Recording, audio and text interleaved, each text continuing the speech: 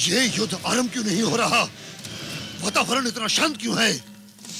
ऐसे शांत वातावरण में तो मेरा दम घुटा जा रहा है मित्र। समुद्र में तूफान आने से पहले समुद्र भी इतना ही शांत हो जाता है मित्र दुर्योधन। इस शांति से इतना विचलित होने की आवश्यकता नहीं, क्योंकि यह शांति एक भयंकर तूफान के आने से पहले की शांति है। घबराओ नहीं मित्र। युद्ध की ज्वाला को भड़का देने वाली चिंगारी किसी भी पल फूट सकती है।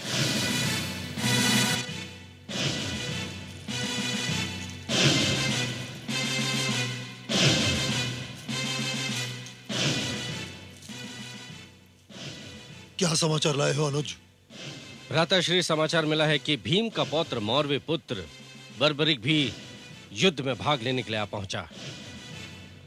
क्या सुना तुमने मित्र?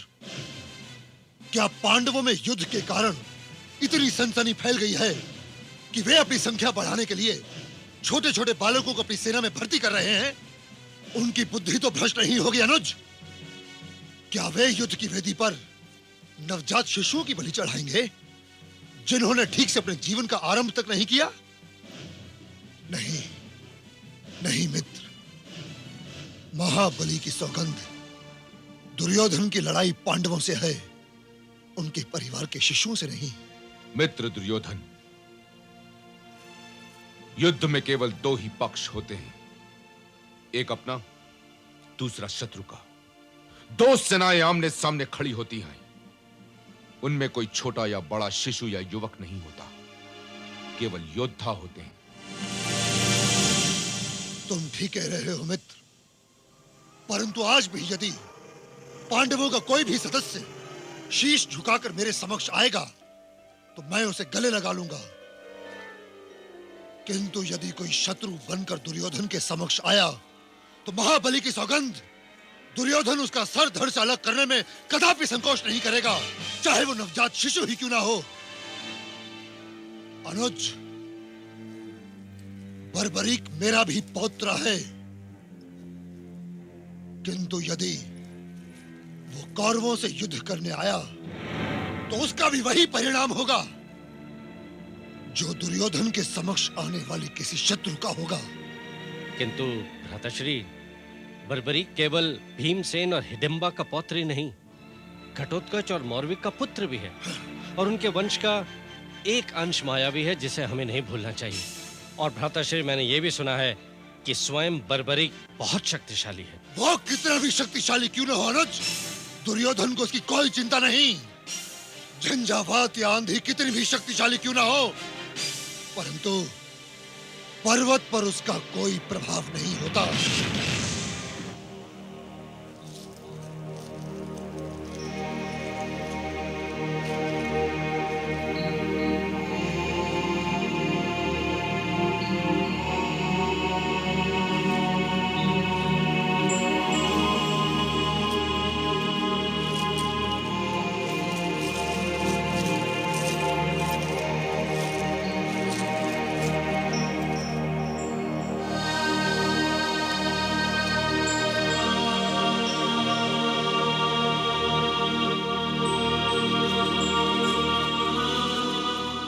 प्रणाम बड़े भैया।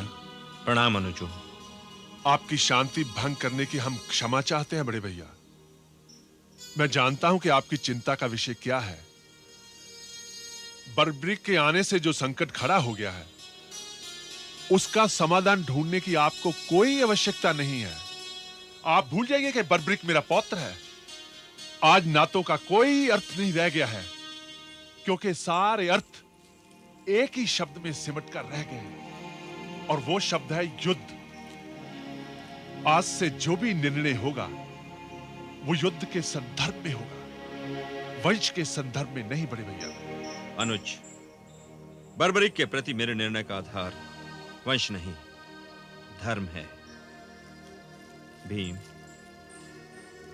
जीवन के कुछ आदर्श होते हैं, कुछ नियम होते हैं, और वही उसकी आधारशिला भी, और उनका उल्लंघन जीवन के संतुलन को असंतुलित कर देता है। अनुज, सृष्टि की सबसे पूजनीय शक्ति धर्म है और अपने अपने धर्म का पालन करना प्रत्येक व्यक्ति का जन्मसिद्ध अधिकार है और किसी को भी उसके धर्म का पालन करने से रोकना सबसे बड़ा पाप है, सबसे बड़ा अधर्म है, चाहे वो उसका शत्रु ही क्यों ना हो। क्या हम नहीं जानते कि पितामह भीष्म यदि हस्तिनापुर सिंहासन के प्रति वचनबद्ध ना होते तो आज ये युद्ध ना होता, हमारे साथ इतना बड़ा अन्याय ना होता। किंतु फिर भी उन्होंने अपने वचन का पालन किया, क्योंकि वचन का पालन ही तो धर्म है। बर्बरिक तो हमारा अपना है, यदि वो वचनबद्ध है तो उसे रोका नहीं जा सकता। परंतु बड़े भैया, हमारे समक्ष एक ऐसा युद्ध है जिसने हमारे जीवन की प्रत्येक विचारधारा को अस्त व्यस्त कर दिया है। हम ये युद्ध नहीं लड़ना चाहते, परंतु लड़ने के लिए विवश है बड़े भैया। और जब ये युद्ध आरंभ होगा तो हमारे प्रतिद्वंदी हमारे अपने होंगे, हमारे भाई होंगे, हमारे सगे संबंधी होंगे, हमारे गुरु होंगे जिन्होंने हमारा मार्गदर्शन किया है, हमारे पूजनीय होंगे बड़े भैया। और आप नहीं जानते हैं कि मैं तो रातों को उठ उठ कर यह प्रार्थना करता हूं कि यह युद्ध ना हो, और यदि यह युद्ध हो तो पितामह भीष्म इसमें भाग ना ले रहे हो, क्योंकि पितामह तो मेरा आदर्श है, मेरा स्वप्न है। मैंने उनके पद चिन्हों पर अपना माथा टेक कर स्वयं को धन्य जाना है। मेरा बालपन उनकी शक्तिशाली बुझाओं में खेलकर युवा अवस्था में बढ़ा है।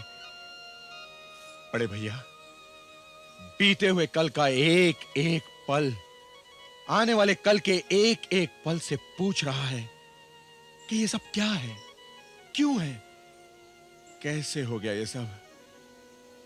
परंतु इसका उत्तर किसी के पास नहीं है बड़े भैया, किसी के पास नहीं है।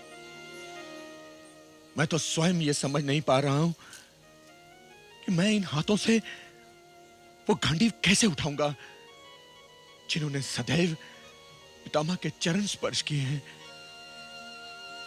और आप नहीं जानते बड़े भैया कि मेरे इन वाणों से जो घाव पितामह की छाती पर आएंगे वो पहले मेरे हृदय को भेद कर जाएंगे, मेरे हृदय को।